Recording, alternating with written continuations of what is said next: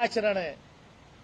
जैसा कि बाहर आप करते हैं, आपके संगठन के लोग रोज करते हैं कि लोगों को प्रोवोक करते हैं, और जब उधर से कोई प्रतिक्रिया आ जाती है तो फिर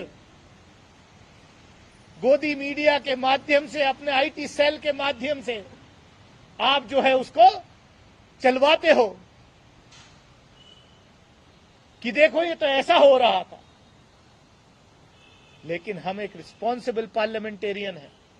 जनता ने हमें चुन करके भेजा है इस देश के लोकतंत्र की रक्षा करने के लिए, इस देश के आम आदमी, गरीब मजलूम की रक्षा करने के लिए।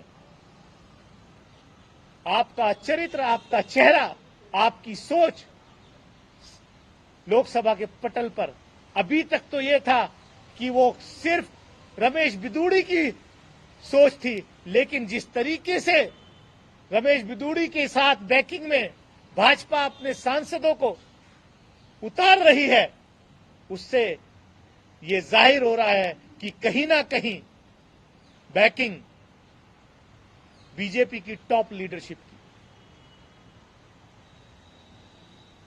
और मैं तो सोच रहा हूं कि प्रधानमंत्री जी को लिखूं, गृह मंत्री को लिखूं, क्योंकि उन्होंने मुझे बाहर भी धमकी देने की बात कही है कि यहां तो है ही है, बाहर भी देखूंगा।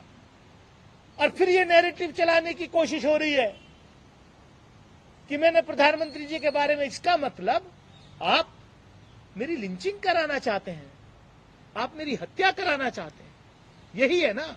इसके अलावा तो कोई उद्देश्य नहीं है। मैं तो मांग करूंगा, मैं तो अनुरोध करूंगा आदरणीय स्पीकर लोकसभा महोदय से कि जो ये मेरे ऊपर आरोप लगा है, जो ये पत्र लिखा है निशिकांत दुबे ने, उसकी जांच करें, बिल्कुल अच्छे से जांच करें। ये क्या हो रहा है इस देश में?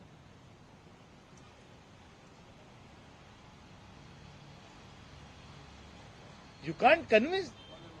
That's why you want to confuse the whole narrative.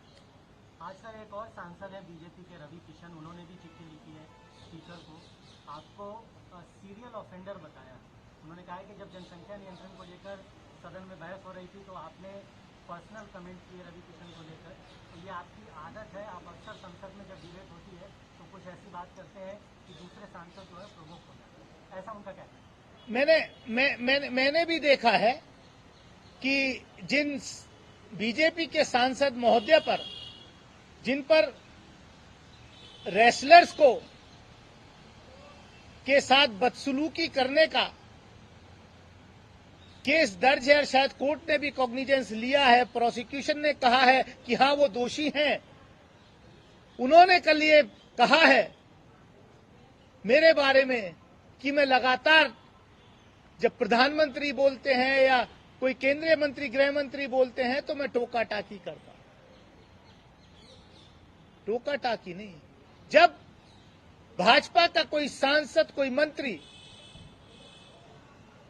या इवन प्रधानमंत्री अगर कोई ऐसी बात कहते हैं जो सही नहीं है, जो हाउस को मिसलीड करने वाली है, तो मैं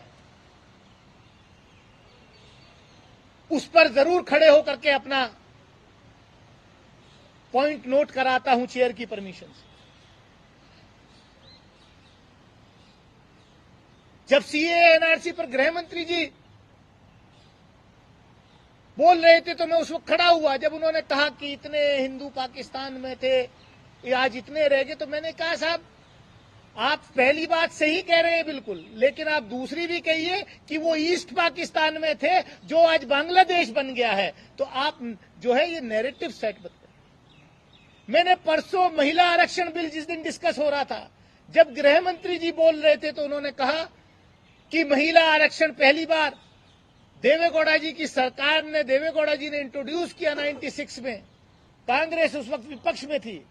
तो मैंने कहा नहीं, मैंने इस चेयर को कहा, मैंने क्या अध्यक्ष महोदय, माननीय गृह मंत्री जी बोल रहे हैं, मैं सही दुरुस्त करना चाहता हूं रिकॉर्ड पे, क्योंकि ये पूरा देश देख रहा है और इसको हमारी आने वाली नस्लें पढ़ेंगी कि रिकॉर्ड पे देश के गृह मंत्री ने क्या कहा।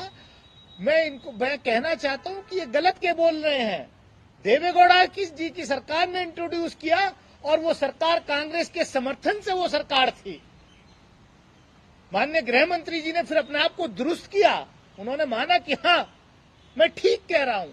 अगर मान लीजिए कि मैं कोई बात जो मंत्री लोग, जो भाजपा के सांसद लोग अगर गलत बोल रहे हैं, उसको एक रिस्पॉन्सिबल पार्लियामेंटेरियन होने के नाते जिसका संविधान ने मुझे अधिकार दिया है, वो पार्लियामेंट्री डेमोक्रेसी में मुझे अधिकार है, तो मैं उसका उपयोग करता हूं। आप मेरे मुंह पे ताला तो नहीं लगा सकते। पार्लियामेंट में मैं आया काहे के लिए हूं? पार्लियामेंट में इसीलिए आया हूं ना। आप तो एक तरफा बैटिंग करना चाहते हैं ना, कि बस आप बोले और दूसरा सुने। आप गलती करेंगे तो हम जैसा पार्लियामेंटेरियन जरूर खड़ा होकर के उसको दुरुस्त करने की बात करेगा।